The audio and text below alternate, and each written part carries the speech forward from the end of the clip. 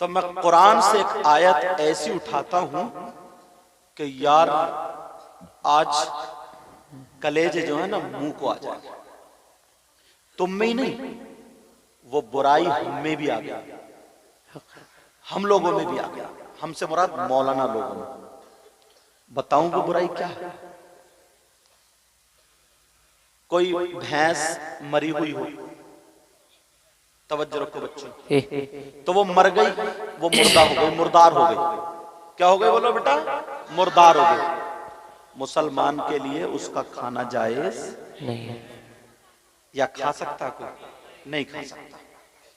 अच्छा चलो, अगर वैसे ही कोई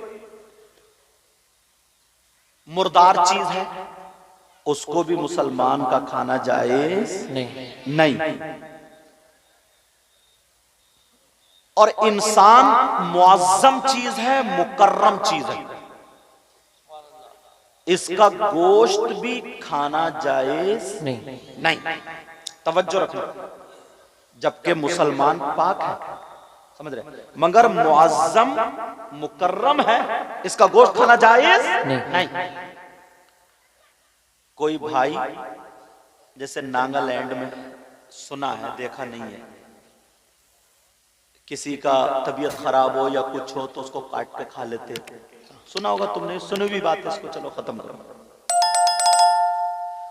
कोई भाई इतना बड़ा दरिंदा जहन होगा, इतना खराब, इतना बुरा होगा कि वो अपने मरे हुए भाई का गोश्त खाए। बोलो, तुम्हारी इस बस्ती का क्या नाम है? मन। अच्छा, मनकुआ मकसूदपुर जी। कोई भी मनकुआ मकसूदपुर में इतने बूढ़े बुजुर्ग, किसी ने अपने भाई का आज तक गोश्त खाते हुए देखा नहीं। किसी औरत ने गोश्त खाया? मर जाएगा मगर अपने मरे हुए भाई का गोश्त नहीं।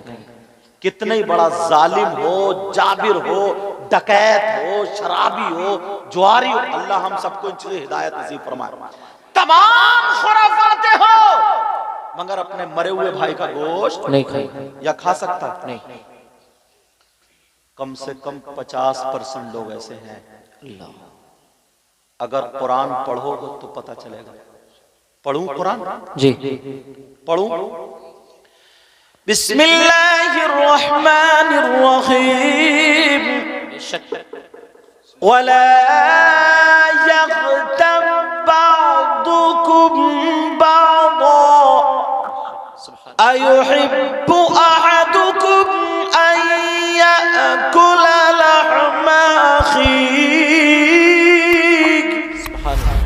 लहमा अखीहि मैतन फकरिहतुमूह।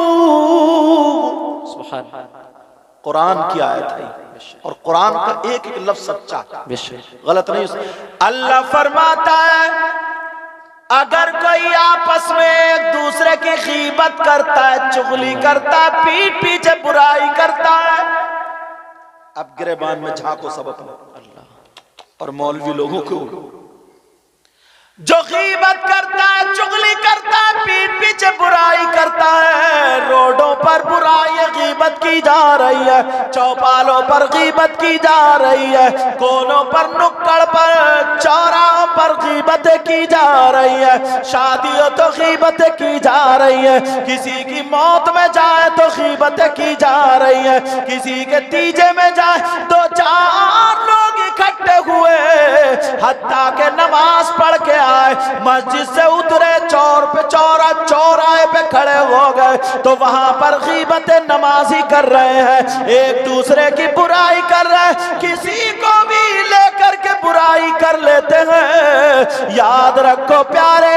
ये किसी मौलाना की कहानी नहीं है, ये किसी आलिम की जबान, किसी आलिम का कौल नहीं है, ये अल्लाह का फरमान है। गीबत करने वाला, चुगली करने वाला, पीठ पीछे बुराई करने वाला ऐसा है जैसे मरे हुए भाई का गोश्त खाने वाला। अल्लाह। अब जरा झांको गिरेबान में, कितने लोग गीबत करते हैं, कितने कितने लोग चुगली करते हैं। यार कुरान की बात गलत हो सकती? सही बता रहा हूं, तुम लोग बड़ी दूर से आओ। अगर आज तुम मुफ्ती साहब किबला, पीर साहब का किबला हाथ में हाथ देकर के बैत तो होगे, मगर इनकी मौजूदगी में आज अगर तौबा कर लोगे, पता नहीं किसके जरिए ये जलसा कबूल हो जाए। हाथ उठा के तौबा करो सब लोग, बोलो या अल्लाह।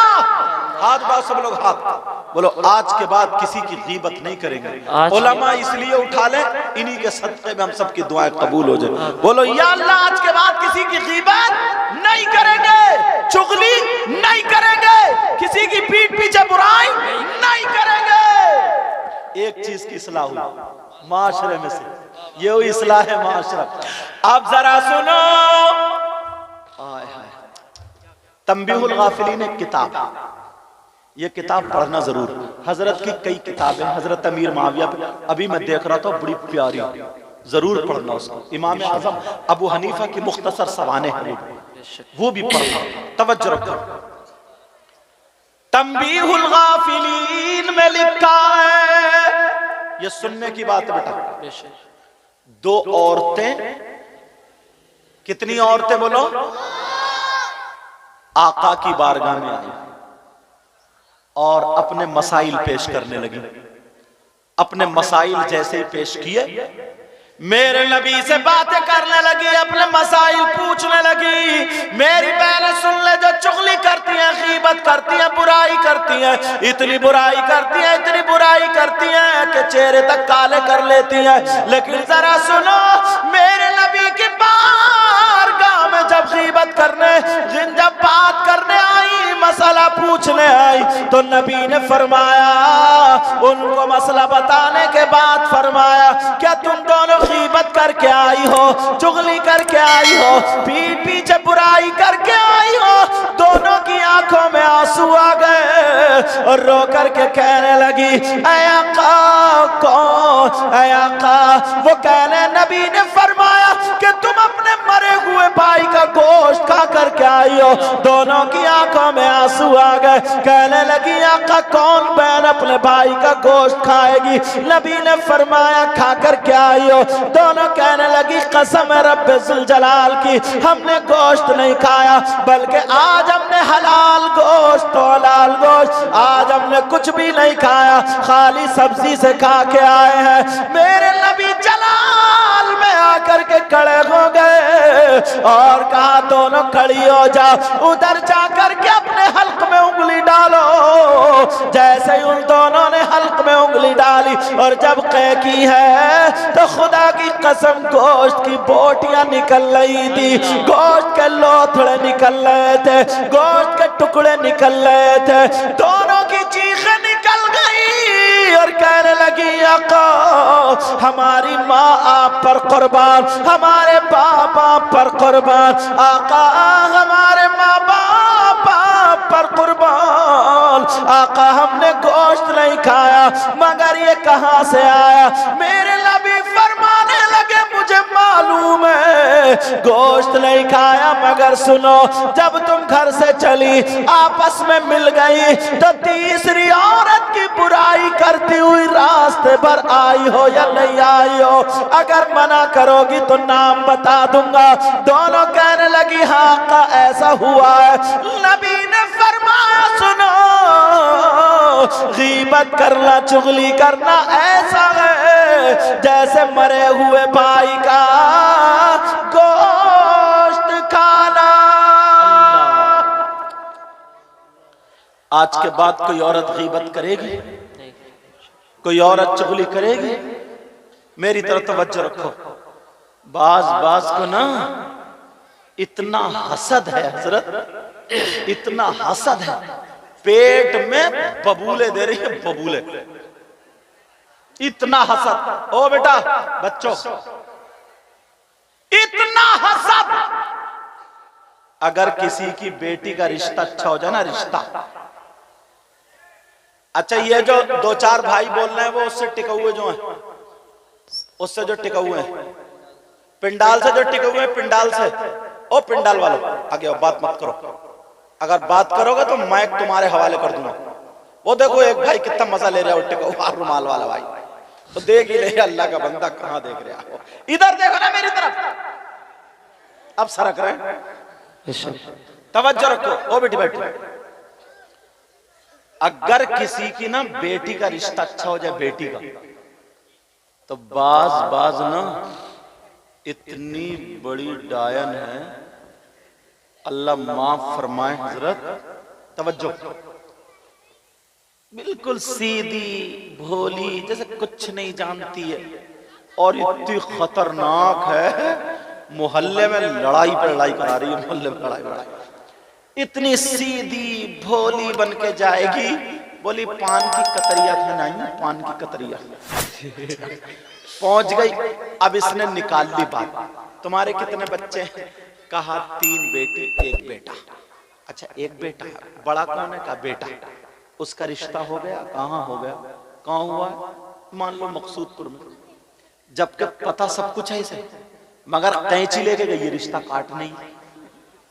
अब पहुंची, बोले रिश्ता हो गया? बोली हाँ। बोली कहाँ हुआ? बोले मकसूद। अच्छा वहां हुआ? किस जगह घर है? कहा वो मस्जिद के सामने ना। अच्छा वो 2 मंजिल जो मकान है, हाँ जिनकी गोरे रंग की लड़की है वही तो? कहा वही। अच्छा उस पे हवाई असर था, वो ठीक हो गई है? बस। बोली उसे दौरे पड़ते थे, ठीक हो गई है? अब्बा बहुत अच्छे हैं, भैया बहुत। बोली वैसे रिश्ता अच्छा कर लो, खाक कर लो, जब तूने रेड़ पहले ही मार दी थी। एक तो लड़के वाले ना, लड़के वाले जैसे पहले गधे, घोड़े, खच्चर, भेड़े, बकरियां बाजार में बिकती थी ना, बाजार में, अब लड़के वाले अपने लड़कों को शादी के नाम पे बेच रहे हैं। कोई 3 लाख मंगनी में मांग रहा, कोई 4 लाख मंगनी में मांग रहा, ऐसे चल लिया, ऐसे टेढ़ा, मगर बैठेगा बुलेट पे ही। इस टेढ़े से ये जो तेरा थूक तो निकल लिया, मगर चलेगा। अगर बुलेट की धुक धुक सुन लेना, इसका कलेजा फट जाएगा, मगर बैठेगा बुलेट पे। इसे बुलेट मैंने तकरीरों में कहा कि कुबड़े बुलेट मांग रहे हैं, इसलिए जुमला बदल रहा हूं। गेगला गेगला गेगला, वो भी कह रहा 4 पहियों की जाए, इतना मोटा लठ हो और ये गेगले की कमर हो, और 3 एकड़ का खेत हो, रपटा रपटा के इतना मारा जाए इस गेगले को, सारी बुलेट निकल जाएगी इसकी। जरा सोचने की तो बात देखो। अल्लाह के बंदे, ओ बेटा, ओ हजरत,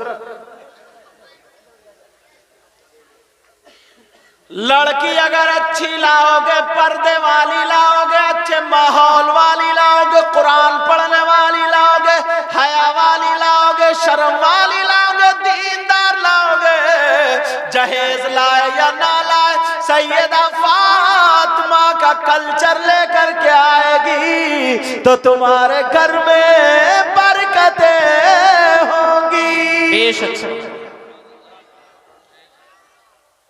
हजरत जहां जाते हैं राजस्थान में, कोटा में, एक साहब आए, उन्हें पता चला ना मेरे बारे में, उन्होंने मोबाइल वाले सुना होगा कि सैयद साहब बड़ी दूर से नोट की ऐसे पत्ती बना के 500 के नोट की, और बोले हुजूर हुजूर बहुत दिनों से इंतजार में था, बड़े दिनों से, रो दिया वो बूढ़ा। मैंने कहा क्या बात है? मुझे भी तरस आ गया। बोले एक ही बेटा, और बहू मुझे ना कुत्ते से बुरा समझती है। अल्लाह। बोले क्यों? मैंने कहा क्यों?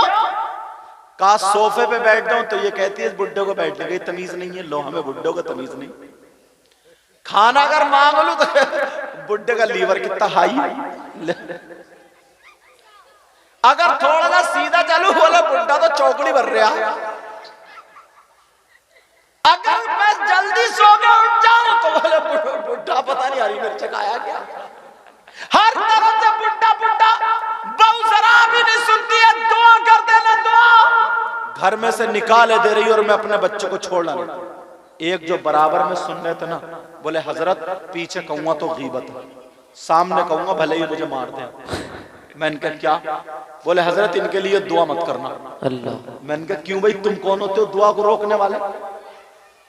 बात बता, दुआ क्यों नहीं करना?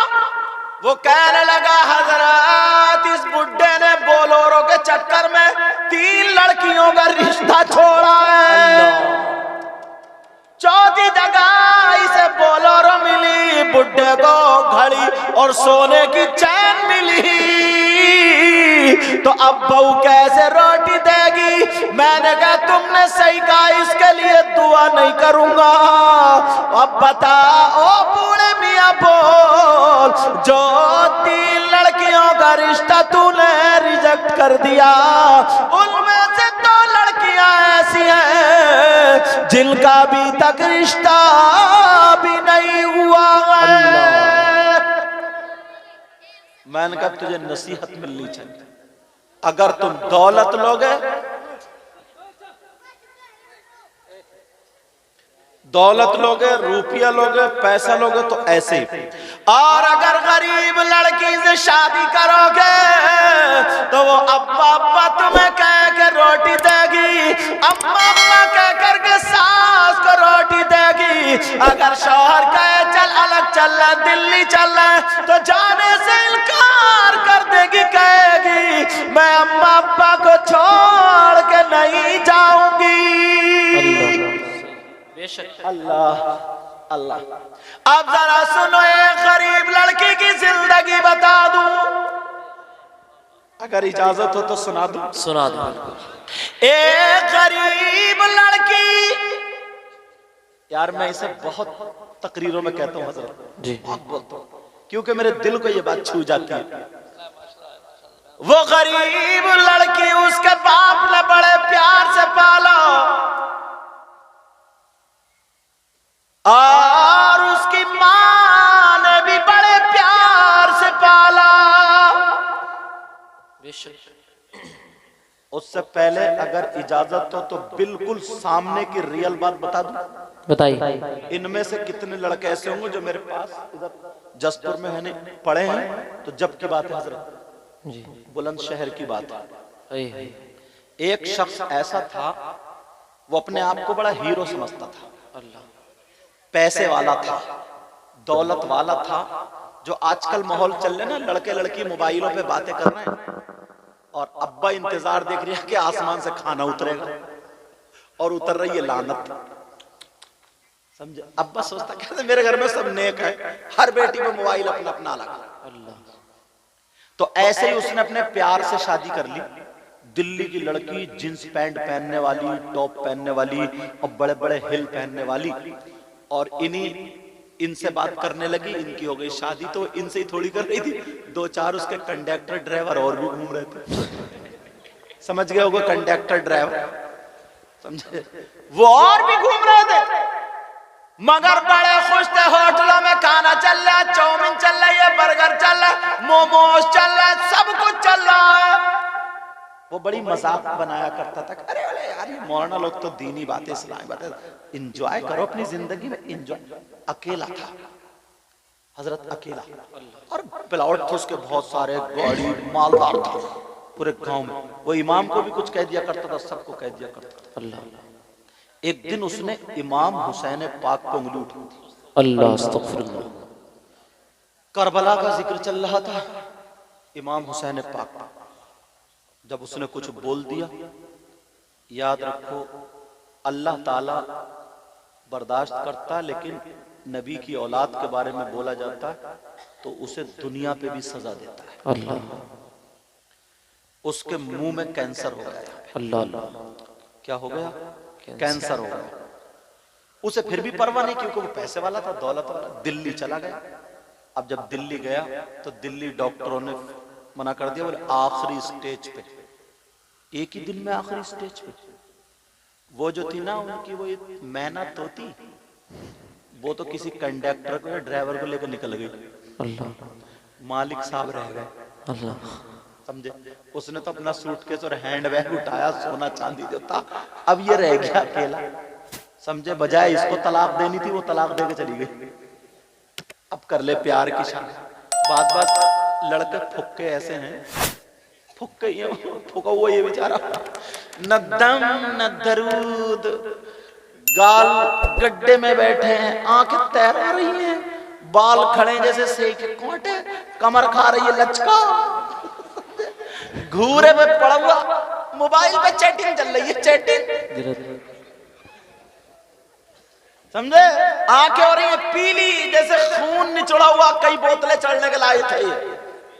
अब अम्मा से कह रहे होठ कप कपा रहे, खड़ा हो जाए तो टांगे हिल रही है। अम्मा से कह रहे अम्मा शादी करूंगा अम्मा, वरना चूहे की दवा खा के मर जाओ। एक थप्पड़ मारे 3 कलवादी खाएगा। ऐसे कुछ फुक्के हमारे यहाँ भी हैं इसी गांव में, उन्हें कोई और काम नहीं इन फुक्कों को, इसी गांव में। लेकिन जरा सुनो, वो जो फुक्की भाग गई, अब इसको जब डॉक्टरों ने कह दिया तुम नहीं बचोगे, इसकी कोई दवा नहीं है, उसने उस दौर में बताया मुझे इमाम साहब ने 1,60,000 रुपए तमाम खर्च करके डॉक्टरों की अमेरिका और कहां की उनकी मीटिंग ली। और मीटिंग लेने के बाद उसने जब पूछा तो सारे डॉक्टरों ने चेकअप किए, बार भी चेक होकर के आए, सबने रिजल्ट यही निकाला, जितने दिनों खाना खा लो पी लो इसके लिए कोई दवा नहीं बनी है। मगर एक हिंदू डॉक्टर कहने लगा सुनो, जब ये रो करके बोला कोई दवा नहीं है, तो हिंदू डॉक्टर बोला हाँ, तुम्हारे यहाँ जो गुरु होते हैं, तुम्हारे यहाँ जो पीर होते हैं, तुम्हारे यहाँ जो इमाम होते हैं, तुम्हारे यहाँ जो फकीर होते हैं, एक बुक है जिसका नाम कुरान है, अगर वो पढ़ के फूंक दे तो तुम ठीक हो सकते हो, वरना नहीं। अल्लाह, ये कौन बोला? हिंदू डॉक्टर यार, मुसलमान नहीं हिंदू बोला। अब वो पलटा इधर को, इमाम साहब अब बताओ कोई आदमी, बोले तू तो बड़ी वो करता था, एतराज करता था, जो भी तकरीर करने आए तू तो सब उस पे वो करता था। रोने लगा, इमाम साहब के पांव पकड़ लिए, कारी यसीर थे, वो मस्जिद में नमाज पढ़ाते थे। उन्होंने मुझे फोन लगाया, कहा हुजूर वो शख्स जिसके बारे में मैंने बताया था, मैंने कहा हाँ, कि जिसने इमाम हुसैन पाक के बारे में, तो कहा हाँ, मैंने कहा हाँ, तो आपने कहा था ना कि अल्लाह उसको दुनिया में भी सजा देगा और आखिरत में भी, तो हुजूर सजा मिल गई और ऐसे ऐसे वो आ गया पलट के, अब मैं क्या करूं? मैंने कहा देखो बेटा, अल्लाह ताला 100 कत्ल करने वाले को भी माफ कर देता है, उससे ये कहो जुमे के दिन भरे मजमे में तू पहले तो तौबा करेगा, किसी भी सैयद को या किसी भी आले रसूल को या किसी भी आलिम को, किसी भी दीनी और इस्लाम बात की मजाक नहीं उड़ाएगा, और 5 वक्त की नमाज पढ़ेगा और किसी को नहीं सताएगा, आज से ठीक हो जाएगा इंशाअल्लाह। मरता क्या नहीं करता? उसने कहा मैं तैयार हूं। उसने जुमे के दिन जो थी तौबा कर ली भरे मजमे में। अब फिर मुझे फोन लगाया, बोले हुजूर अब क्या करूं? मैंने कहा इससे कहो 5 वक्त की नमाज जमात से पढ़े, और इमाम साहब कुल अऊज़ु बिरब्बिल फलक कुल अऊज़ु बिरब्बिन नास पढ़ने के बाद 11 मरतबा पढ़ के दम कर दो, फूंक दो, इंशाअल्लाह अल्लाह ताला रिलीफ देगा। जब वो ऐसे ही करने लगे, उसका यहाँ का पस बंद हो गया। सुभान अल्लाह, सुभान अल्लाह। अब जख्म खुशक होने लगा, अब तो बड़ा खुश, ठीक होने लगा। अब उसने कहा कि सैयद साहब को फोन मिला कि अब तो मुझे शादी करनी है, क्योंकि वो जो फाख्ता थी ना, वो उड़न खटोला जो दिल्ली से पकड़ के लाया था, जिसे समझ रहा था कि ये कबूतरी है, वो निकल गई कौवा बना के। आज तक जिसने भी अपनी मर्जी से शादी की, या प्यार की शादी कह लो या भगोड़े की शादी कह लो, 1 साल से ज्यादा चली है? तुम खुद बताओ यार। एक तो समाज में ना तुमने भाग के जो लड़की भाग जाती हैं, कितने पागल हैं ये, और लड़के भी कितने पागल हैं जो भाग भाग के चले जाते। समाज में कभी इज्जत पालेंगे? जब भी कोई फंक्शन होगा उसके खानदान में, तो सब लोग कहेंगे नहीं कहेंगे, इशारा करेंगे, देखो ये भाग गई थी, ये उधर वाले कहेंगे ये ले गया था भगा के, ये होगा। हर जगह उसकी बेइज्जती। अब वो कितनी नमाजें पढ़े, कितनी परहेजगार बन जाए, मगर उस इज्जत को वापस नहीं ला सकती। अब बच्चे पैदा हो गए, अब जब बच्चे हुए, उसके बच्चों का उसके भाइयों के बच्चों से झगड़ा हो गया, कुछ भी हो गया, छूटते ही गाली मुंह पे क्या मिलेगी, तेरी अम्मा भगोड़िया। बच्चों की जिंदगी भी बर्बाद कर दी उसने थोड़े से मजे की खातिर। यार अगर एक तो उसने माँ की इज्जत, बाप की इज्जत, भाई की इज्जत, समाज की इज्जत सब मिट्टी में मिला दी, कम से कम माँ बाप के कहने से शादी करते हैं। कोई भी माँ बाप चोर भी होगा ना, चोर, तो वो भी ये नहीं चाहेगा मेरी औलाद चोर बने, अच्छा ही बना, अच्छा ही बने ये चाहेगा। अब वो कहने लगा मुझे शादी करनी है, मुझे कोई भी नहीं है, रोटी की परेशानी है, मगर जहां हजरत कहेंगे वहीं पे मैं करूंगा। मुझे फोन किया, मैंने कहा ये देखो तुम्हारे गांव में कोई बेवा औरत है और उसकी बच्चियां हैं, तो उसकी 3 बेटियां थी, एक की थी उस वक्त में 39 साल उम्र। गरीबों की बच्ची ऐसी रह जाती, कौन शादी करता, बेचारी की शादी नहीं होती। ये भी इतनी उम्र हो गई थी इसकी भी। कहा एक लड़की है, मैंने कहा जाओ इमाम साहब से कहा मेरा हवाला देना, पैगाम लेकर के जाओ, शादी और रिश्ते के लिए बात करो। इमाम साहब गए, मेरा हवाला दिया उन्होंने, उस बेवा औरत की आंखों में आंसू आ गए, दुपट्टा फैला गए, दुआ करने लगी, ऐ अल्लाह तू मौलाना का भला करना। यार बेवा की दुआ ना अर्श आज़म हिला देती। बेशक दुआएं लेने जैसे काम तो करो, बेशक अर्श आज़म हिला देती हो। बेशक। अब जब कहा कि हाँ, वो लड़का क्या लड़के से बोली मेरे पास तो इतना भी नहीं है, मैं तुझे एक कप चाय पिला दूं, तू तो बहुत बड़ा मालदार पैसे वाला। उसने कहा मैंने पैसे वाली रख के देख लिए, मुझे नहीं चाहिए, अब तो मुझे अपने घर की दुल्हन तुम्हारी बेटी बनानी है। मैं दामन फैला करके तुम्हारी बेटी को भीख में मांगने आया हूं। कहा मैं कैसे शादी करूंगा, कहा तुम्हें दिल खोल के खर्चा करना, बारात मैं लाऊंगा, बारात का पूरा खाना मेरी तरफ से होगा, जहेज भी मेरी तरफ से होगा। मुझसे तारीख ले ली, 17 तारीख में जुमा पड़ा हुआ था, मैंने तारीख दे दी। मैंने कहा ठीक है जुमे के दिन मैं आ रहा हूँ, क्योंकि जुमेरात जुमे में छुट्टी होती थी मदरसे से। मैंने कहा जुमे के दिन मैं आ रहा हूँ, नमाज भी चाहे इमाम साहब पढ़ाए मैं पढ़ाऊं, लेकिन मैं गया तो मुझसे बड़ी बात है, नमाज भी पढ़ाई, जुमे में तकरीर भी की, और जुमे के बाद मैंने मस्जिद ही में निकाह भी पढ़ाया। और उसने ऐलान कर दिया मेरी 2 साली है, बहनों की तरह है, अगर कोई शरीफ लड़का, नमाजी लड़का, बाशरे लड़का अगर इन दोनों बच्चियों से शादी करेगा तो मैं उसे 1-1 मकान दूंगा और 7-7 लाख रुपए दूंगा। 3 महीने नहीं लगे वो भी रिश्ते आ गए। बारात हो गई, मैं निकाह पढ़ा के चला आया। अब अल्लाह ने उस बच्ची को ना, उस लड़की को, उसकी बीवी को उम्मीद दे दी पेट से। सुभान अल्लाह, मेरा इशारा समझ रहे हैं, बच्चे की उम्मीद दे दी।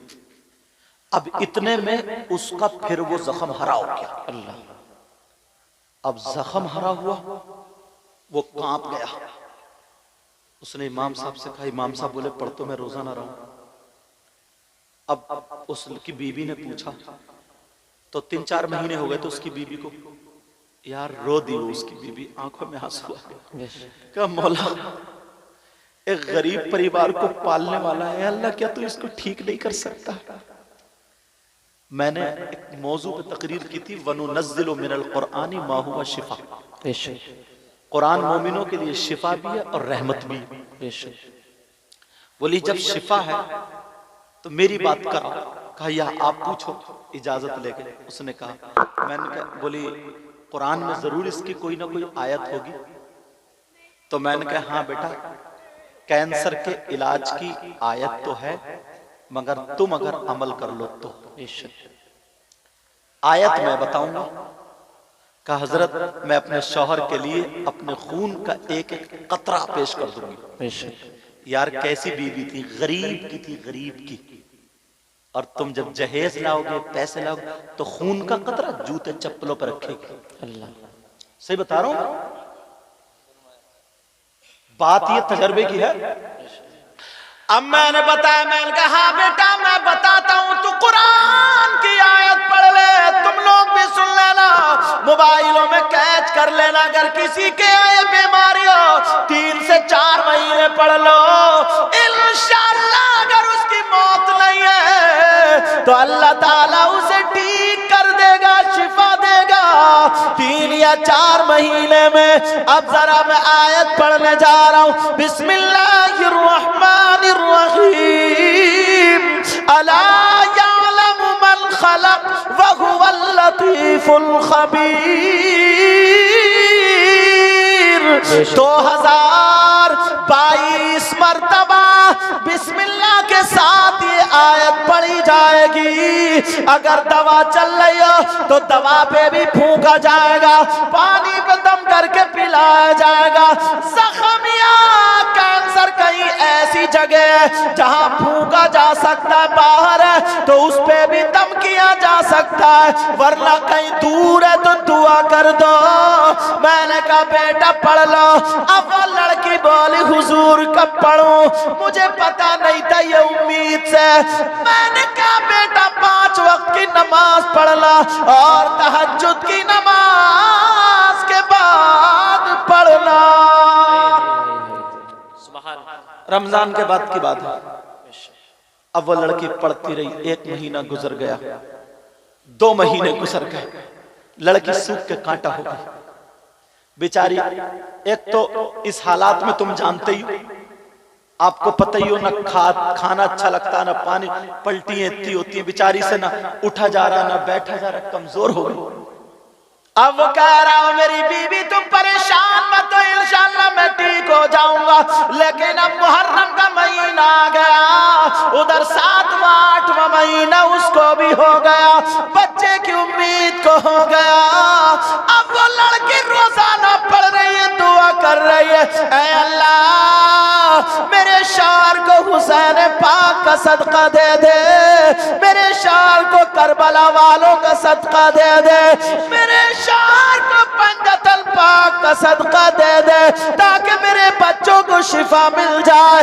अल्लाह अल्लाह, वो लड़की रात को पढ़ती रही, लेकिन अब जरा सुनो, जब कमजोर हो गई बेचारी को चक्कर आने लगा, 8वां महीना वैसे ही हो गया।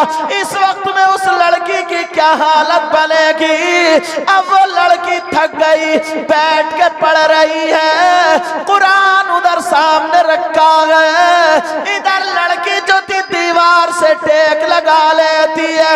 जैसे ही टेक लगाई आंखों में नींद आ जाती है, और जब नींद आई, हल्की सी नींद आई, तो इसने आवाज सुनी कि मेरे मोढ़े पे किसी ने हाथ रखा, और एक आवाज आई, कहा ओ खातून उठ जा,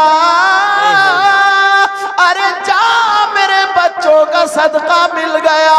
उस लड़की की आंख खुली तो वो कहने लगी, जैसे ही मेरी थोड़ी सी आंख खुली, कुरान पाक से हरी लाइट निकली, और मेरे चेहरे पे जब फोकस लगा, मेरे चेहरे पे पड़ी, वो लड़की बोली मेरी नींद भाग गई। मैंने सर को हिलाया, मैंने देखा तो लाइट कुरान से निकल रही है, हरी लाइट निकली, और मेरे चेहरे पे पड़ने के बाद सीधी मेरे शौहर के कमरे में वो लाइट गई, और मेरे शौहर के सर से लेके पांव तक वो लाइट उतर गई। वो लड़की बोली मैं थक ज्यादा गई थी, मगर फिर मेरी आंख लग गई। जैसे ही आंख लगी फिर आवाज आ गई, अरे उठ जा उठ जा, तेरा शौहर ठीक हो गया।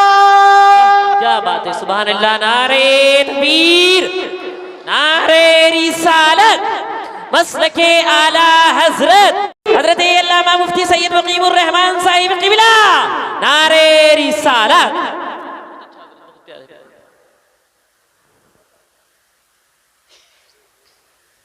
समझ में आ रही बात? गरीब की बच्ची थी, बेटी थी वो।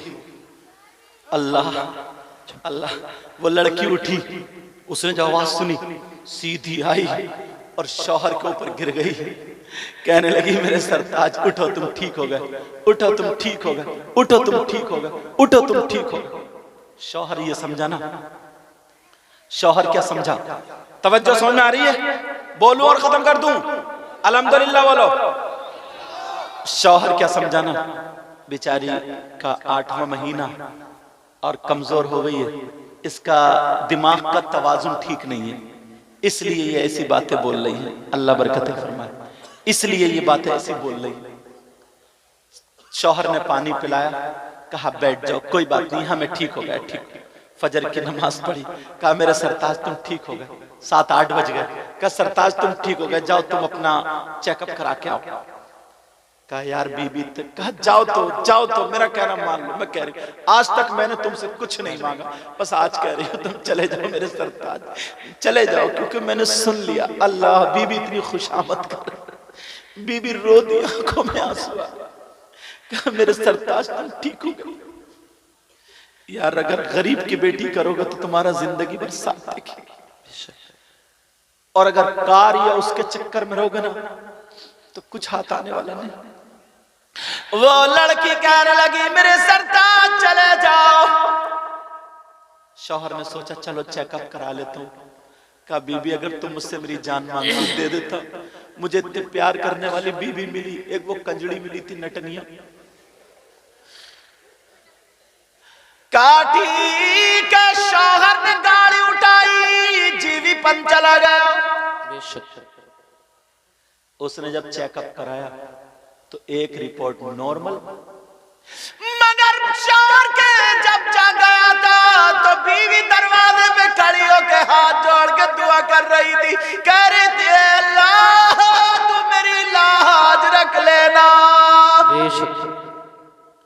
शौहर दिखना बंद हो गया, उसने बेचारी ने रात भर खाना भी नहीं खाया था। अल्लाह, कमजोर हो गई थी, 8वां महीना वैसे ही था, गिरी पड़ी थी, उसे खाना याद नहीं आया। सैयदा फातिमा याद रखे, नल पे गई, वुजू बना करके उसे सैयदा फातिमा का कौल याद आ गया, अगर कोई लड़की सूरह नूर, सूरह तौहा पढ़ने के बाद अपने शौहर के लिए दुआएं करे तो उसकी दुआ शौहर के हक में ऐसी होती है जैसे सैयदा फातिमा की दुआ हजरत अली के हक में होती है। बेशक सुभान अल्लाह।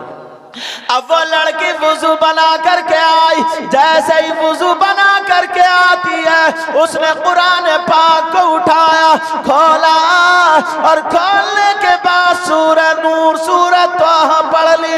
अब वो लड़की खड़े होकर के दुआ करने लगी, कुरान सामने रखा हुआ, इधर दुआ चल रही है।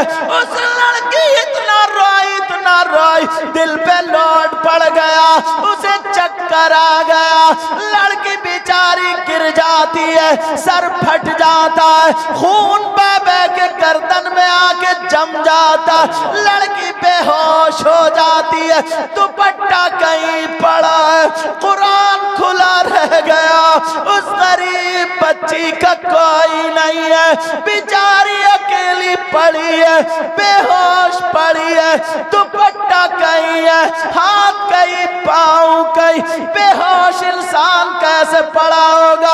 मक्खी भी नक रही है, कोई इतना भी नहीं है कि आधा चम्मच पानी पिला दे उस गरीब बच्ची को जिसने न रात भर कुछ खाया था, अपने शौहर के लिए कुर्बान हो जाती है, बेहोश पड़ी है, मगर रहमत के फरिश्ते उसकी हिफाजत कर रहे हैं। कुरान खुला रह गया, सुबह से दोपहर हो गया, उधर शौहर चेकअप करा रहा, जो भी कराए तो नॉर्मल आ रहा, जो भी कराए तो नॉर्मल आ गया।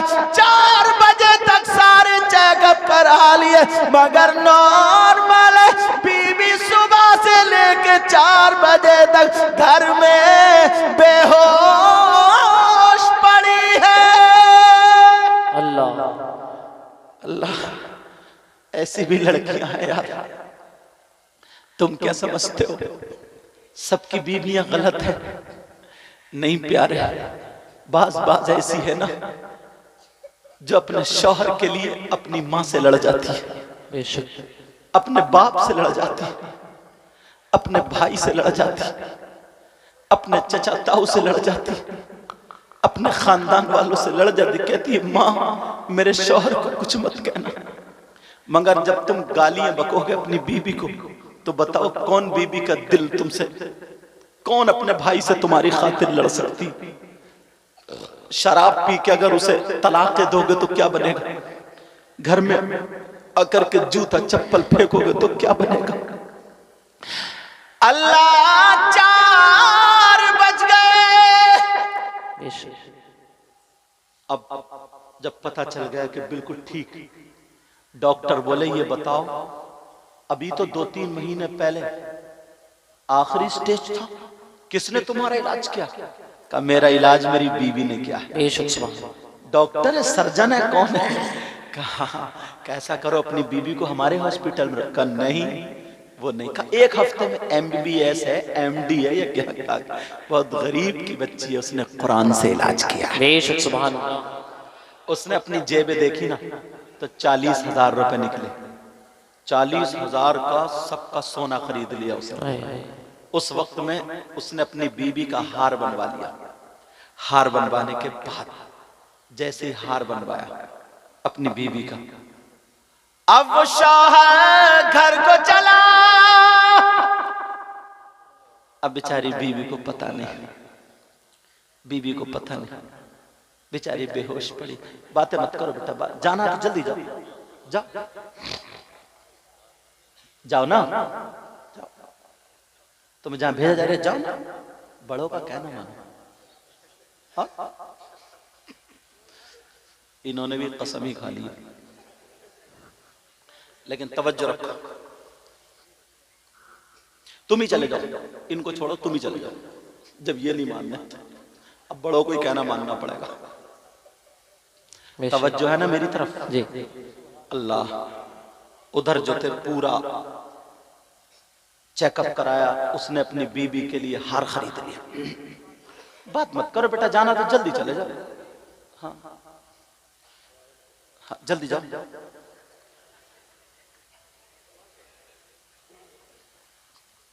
तवज्जो रखो, मैं भी खत्म करने के मूड में हूँ। इशारा करा ना कमेटी वाले, दूसरे मुकर्रिर साहब को बुलाओ, हजरत को बुलाओ, हजरत को। अच्छी बात, तो मैं भी सोच रहा हूँ मैं भी जल्दी छूट जाऊं। अब वो लड़की, उसका वो आ गया। अब घर में आया तो खुशी के मारे ठिकान नहीं। उसने नाम रख दिया था अपना कनीज़े फातिमा। क्या नाम रखा था? कनीज़े फातिमा। पहले उसका नाम पता नहीं क्या था, निकाह के टाइम कनीज़े फातिमा। अब जब कनीज़े फातिमा रखा, आवाज कहा कनीज़े फातिमा। अब कनीज कहीं दिखाई नहीं देती। वो बीवी बेहोश पड़ी। क्या पता था बेचारी अंदर कमरे में जहां कुरान शरीफ रखा रहता था, नमाज पढ़ती थी। अब उसने इधर देखा बीबी नहीं है, इधर देखा बीबी नहीं है। अल्लाह जाने कहा, घर से तो बाहर नहीं निकलती थी। जब कमरे में आकर के देखा तो बीबी बेहोश पड़ी है। अल्लाह, अब बीबी बेहोश, कुरान खुला पड़ा।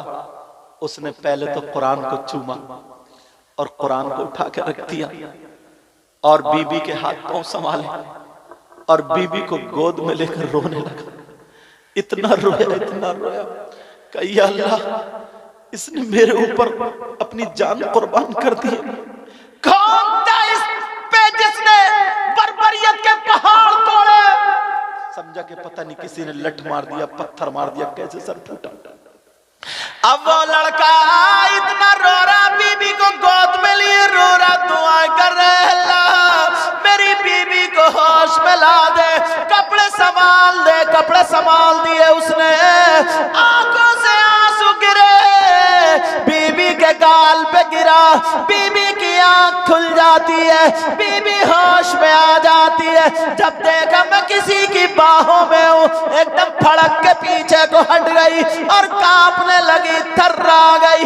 मगर जब शौहर को देखा तो दोबारा चिपट गई और चिपटने के बाद कहने लगी, ओ मेरे सरताज बताओ क्या हाल है, बताओ तुम्हारी रिपोर्ट कैसी है, बताओ तुम्हारी तबीयत कैसी है, डॉक्टरों ने क्या बताया, रिपोर्टों में क्या आया, जरा बताओ।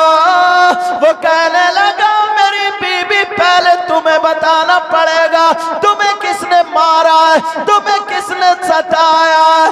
खुदा की कसम खा के कहता हूं, पूरे गांव से अकेला लड़ जाऊंगा तुम्हारी खातिर। बोलो किसने तुम पे ये बर्बरियत के पहाड़ तोड़े?